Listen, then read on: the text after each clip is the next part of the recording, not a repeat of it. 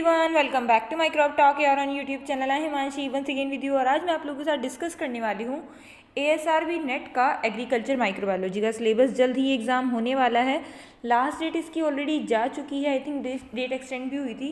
इसका नोटिफिकेशन मैंने आप लोगों के साथ शेयर किया था, जिसमें मेरे पास कमेंट आते कि मैम इसके ये जो एग्ज़ाम होता है इसमें आता क्या है। तो मैं आपको बता दूँ स्पेसिफिकली, क्योंकि मैं भी माइक्रोबायोलॉजी डिसिप्लिन से हूँ, मैंने ये एग्ज़ाम फर्स्ट अटैम्प्ट में क्वालिफाई कर लिया था।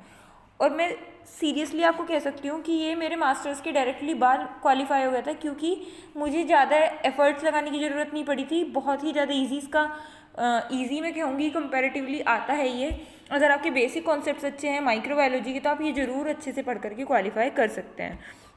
चलिए इसका सिलेबस आप लोगों के साथ डिस्कस करूँगी, और at the end of the video या फिर मैं कह सकती हूँ सिलेबस ख़त्म होने के बाद मैं आप लोगों को बताऊँगी कि क्या क्या इंपॉर्टेंट है इनमें से भी, और क्या आपको ज़रूर पढ़ के जाना चाहिए कि आपका ये जो एग्ज़ाम है वो अच्छे से क्लियर हो जाए। तो चलिए शुरू करते हैं। सबसे पहले बात करेंगे फर्स्ट यूनिट। इसमें टोटल 5 यूनिट्स हैं जो आ रही है माइक्रोबायोलॉजी में, एग्रीकल्चर माइक्रोबायोलॉजी में। फर्स्ट यूनिट है हिस्ट्री ऑफ माइक्रोबियल वर्ल्ड। तो इसमें जितनी भी हिस्ट्री है, क्या क्या कौन कौन माइक्रोबायोलॉजिकल लीडर्स रहे हैं, माइलस्टोन्स कौन कौन थे माइक्रोबायोलॉजी के, डेवलपमेंट एंड स्कोप क्या है माइक्रोबायोलॉजी का, माइक्रोबियल लाइफ कैसे इवॉल्व हुई है, स्पॉन्टेनियस जनरेशन वर्सेस बायोजेनेसिस आपको पढ़ना है, प्रोकैरियोट, आर्कियोबैक्टीरिया एंड यूकैरियोट्स पढ़ने हैं। कौन कौन सी टेक्निक्स यूज़ होती हैं बैक्टीरिया को क्लासीफाई करने के लिए और उनको आइडेंटिफाई करने के लिए। इंपॉर्टेंट ग्रुप कौन से हैं, फोटोसिंथेटिक बैक्टीरिया कौन से हैं, मतलब बैक्टीरिया के बेसिकली कहूँगी कि कौन कौन से इंपॉर्टेंट ग्रुप हैं, जैसे कि photosynthetic bacteria, blue green algae, chemoautotroph bacteria, spore forming bacteria, mycoplasma, virus, bacteriophage, actinomycetes, heterotrophic bacteria, nitrobacteria, nitrogen fixing bacteria, साथ साथ जो साइन बैक्टीरिया है वो भी, लैक्टिक एसिड बैक्टीरिया, हेलोफाइल्स क्या हैं, थर्मोफाइल्स, एसिडोफाइल्स, मेथनोजेंस क्या हैं, स्ट्रक्चर एंड क्लासिफिकेशन क्या है वायरसेस का, वायरस कैसे ग्रो करते हैं, lighting and lysogenic life cycle पढ़ना है उनका, और प्लांट वायरस एंड वायरॉइड्स के बारे में भी पढ़ना होगा आपको, एक जर्नल सा। उसके बाद नेक्स्ट सेकंड यूनिट है, इसमें माइक्रोबियल इकोलॉजी एंड फिजियोलॉजी। इसमें आपको सभी प्रिंसिपल्स पढ़ने हैं। माइक्रोबियल इकोलॉजी के कौन कौन से हैं, इको सिस्टम पढ़ना है पूरे से, सॉइल इकोसिस्टम, राइजोस्फेयर, फिलोस्फेयर।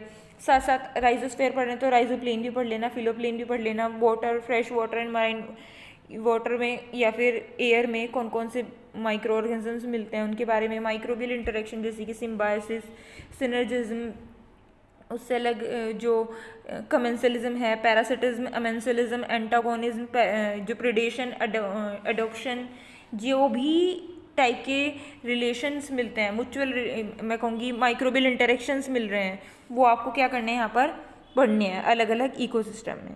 उसके बाद माइक्रोबियल ग्रोथ कर्व आपको पढ़ना है, मैथमेटिकल एक्सप्रेशन पढ़ना है ग्रोथ का, कॉन्टिन्यूस बैच कल्चर, ये सब। फिर डायोक्सिक एंड जो सिंक्रोनस ग्रोथ है वो आपको पढ़ना है। माइक्रोबियल न्यूट्रिशन आपको पढ़ना है, bacterial metabolism, aerobic and anaerobic respiration, electron transport chain पढ़नी है, माइक्रोबियल फोटोसिंथेसिस आपको पढ़ना है, oxidative and substrate level phosphorylation, biosynthesis of cell wall protein break down by microorganism, ये आपको पढ़ना है। नेक्स्ट है थर्ड यूनिट जो कि है सॉइल माइक्रोबायोलॉजी। काफ़ी हद तक कुछ जो कॉन्सेप्ट है वो रिलेटेड रहेंगे लास्ट यूनिट से, इसमें जो सॉइल माइक्रो ऑर्गेनिज्म स्पेशली, ठीक है। तो उनके कौन कौन से मेजर ग्रुप होते हैं, decomposition of organic matter, soil health, root exudates जो होते हैं, उससे अलग राइजोस्फेरिक इफेक्ट क्या होता है या राइजोस्फेयर इफेक्ट क्या होता है, manipulation of rhizosphere microorganism in plant या माइक्रोफ्लोरा इन प्लांट प्रोडक्टिविटी। उसके बाद माइक्रोबियल बायोमास। देन उसके बाद जो नाइट्रोजन साइकिल है, ठीक है, नाइट्रोजन साइकिल बहुत ज़्यादा इंपॉर्टेंट है। इसमें ammonification, nitrification, denitrification, biological nitrogen fixation, symbiotic and asymbiotic दोनों ही आपको पढ़ने हैं। फिर उससे अलग biochemistry and genetics of nitrogen fixation, microbial transformation of phosphorus, sulphur and minor nutrient, role of bio fertiliser in agriculture and forestry. उसके बाद bioremediation of bioremediation of problem soil, then plant growth promoting rhizobacteria and their mode of action, then formation of and composition of soil organic matter, fulvic acid humic acid, ये सभी आपको soil microbiology में पढ़ने हैं। उसके बाद जो next unit है वो है यूनिट 4, जो कि है environmental microbiology and basic microbiological techniques. इसमें आपको पढ़ना है isolation and preservation of different type of microorganisms, method of sterilisation and disinfection, microscopy, then optical phase contrast, fluorescent dark field and electron, जितनी भी microscopy है इनके बारे में आपको अच्छे से पढ़ना है, ठीक है। उसके बाद microbial assay of vitamin, enzyme and antibiotics, इनका पढ़ना है। उसके बाद pollution of soil, water, air, इनका सबके बारे में पढ़ना है। Role of micros in pollution, source of pollution and their impact on the environment, microbial of sewage and industrial effluence and their safe disposal. उसके बाद management of soil and liquid organic waste, then composting biogas, water purification, sewage treatment, water borne disease and effluent management, ये आपको पढ़ना है। Unit 5 जो है वो है industrial production of metabolites, organic acid, alcohol, antibiotics, fermenter design and types. उसके बाद control of fermentation process, batch, fed batch and continuous, तीनों ही पढ़ने हैं। डाउन स्ट्रीम प्रोसेसिंग आपको पढ़नी है, फर्मेंटेशन इंडस्ट्रीज़ में कैसे होती है। देन उसके बाद production of single cell protein and probiotics, hormones, biofertilizer, biopesticides, phytoremediation, microbiology of raw and processed food, fermented food, vinegar, wine, sauerkraut, pickle, cheese, yogurt, इन सब के बारे में बेसिकली कौन कौन से माइक्रोब्स स्पेशली इन्वॉल्व होते हैं इसके प्रोडक्शन में। Then food preservation, contamination and spoilage, food borne illness and intoxications, food as substrate of micro organism, microflora of meat, fish, egg, fruit, vegetable, juice, flour, उससे अलग canned food, biodegrading microbe, single cell protein for use as food and feed, bioactive food, probiotics, ये सभी आपको क्या करने हैं, total इसका syllabus है। अब मैं हर एक यूनिट को फिर से खोलूँगी और आपको बताऊँगी कि सब यूनिट में से कौन कौन सी चीज़ें ज़्यादा इंपॉर्टेंट है। तो अगर मैं बात करूँ, फर्स्ट यूनिट पूरी ही बहुत इंपॉर्टेंट है। एक ये यूनिट और एक नाइट्रोजन फिक्सेशन वाली यूनिट सबसे ज़्यादा इंपॉर्टेंट यूनिट्स में से है। इसमें आपको क्या पढ़ना है, एक तो बैक्टीरिया के बारे में थोड़ा सा पढ़ लेना है, स्पेशली उसकी सेल वॉल वगैरह के बारे में, जेनेटिक मटीरियल, साइटोसोल कैसा है उसका, ठीक है। और क्या पढ़ना है आपको, हिस्ट्री, ठीक है। अलग अलग जो माइलस्टोन साइंटिस्ट रहे हैं जैसे कि एंटोनी वॉन लीeuwenhoek, बेजरनिक, ठीक है, उसके अलग लुईस पास्चर, रॉबर्ट कोच, ये सभी को आपको बहुत अच्छे से डिटेल में आप लोग पढ़ सकते हैं, जिससे आपको कहीं ना कहीं बहुत फ़ायदा होगा, ठीक है। ये आएंगे, ये मैं ये कह के चल सकती हूँ आपको कि ये मैक्सिमम पोर्शन कवर करने वाले हैं, दो ही टॉपिक, एक नाइट्रोजन फिक्सेशन और एक हिस्ट्री वाला, एज पर माई एक्सपीरियंस, ठीक है।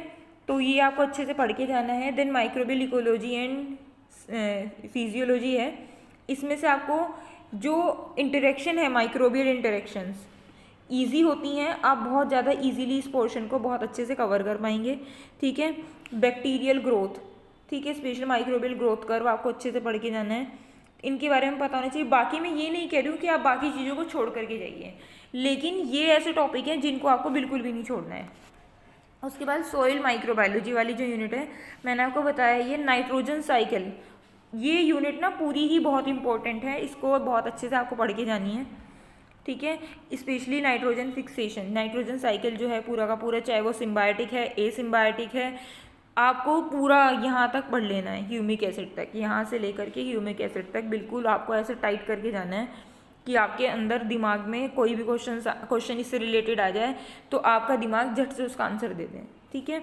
तो बहुत ही ज़्यादा डिफिकल्ट क्वेश्चन नहीं आते हैं, बेसिक कॉन्सेप्ट पे ये क्वेश्चन पूछते हैं, which is a good thing about ASRB net, क्योंकि मैं देख रही हूँ ना, आप अगर कंपेयर करें CSIR नेट या बाकी नेट जो होते हैं, उसमें क्या क्या चीज़ हो रही है कि वो लोग ना बहुत हाई लेवल पे एकदम चले जाते हैं, लेकिन अगर किसी का बेसिक ही स्ट्रॉन्ग नहीं है तो हाई लेवल का पढ़ के भी कोई फ़ायदा नहीं है।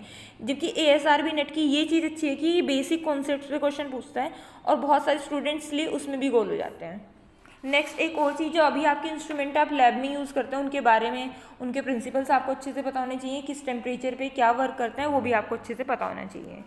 और नेक्स्ट एक और unit, environmental microbiology and basic microbial techniques, आपको माइक्रोस्कोप के बारे में इसमें बेसिकली पता होना चाहिए, अलग अलग टाइप्स के। उसके बाद माइक्रोवेल बायोटेक्नोलॉजी वाली जो यूनिट है, इसमें आपको थोड़ा सा बैच, फैड बैच और फीड बैच या फिर कॉन्टिन्यूस फर्मेंटेशन क्या है उसके बारे में पता होना चाहिए। फूड प्रिजर्वेशन की कौन कौन सी टेक्निक है, किस किस टेम्परेचर पे वो वर्क करती हैं, ये आपको अच्छे से पता होने चाहिए। बाकी ये मेरे अपने सजेशंस थे, पढ़ के तो आपको सभी कुछ जानना है, ज़रूरी नहीं है कि जो मैं ही बता रही हूँ वही है, लेकिन वो चीज़ें इंपॉर्टेंट हैं जो कि मैंने आपको यहाँ पर बताई हैं। सो यस, आज के लिए इतना ही। आई होप बहुत सारे कैंडिडेट्स के लिए ये वीडियो बहुत हेल्पफुल रहेगी। मेरे पास काफ़ी कमेंट भी आए थे, मेल्स भी आए थे मेरे पास, इंस्टाग्राम पे भी काफ़ी मैसेजेस आए थे मेरे को कि मैं इस पर एक वीडियो आप लोगों के लिए बनाऊं, तो ये आज मैंने अपलोड की है। आई होप बहुत सारे कैंडिडेट्स के लिए हेल्पफुल रही होगी। सो आज के लिए इतना ही, मिलते हैं नेक्स्ट वीडियो में। कीप वॉचिंग माइक्रोसॉफ्ट टॉक, और प्लीज़ प्लीज़ प्लीज़ सब्सक्राइब जरूर करा करें चैनल को। आपके एक सब्सक्रिप्शन से हमें बहुत सपोर्ट मिलता है। अगर आप चाहते हैं कि मैं आपको ये यूनिट्स पढ़ाऊँ तो आप नीचे कमेंट सेक्शन में बता सकते हैं मेरे को। बहुत सारी चीज़ें ऐसी भी हैं जो मैंने अपलोड की भी हुई हैं, मैं उनकी एक प्लेलिस्ट भी बना दूँगी। सो आज के लिए इतना ही, मिलते हैं नेक्स्ट वीडियो में।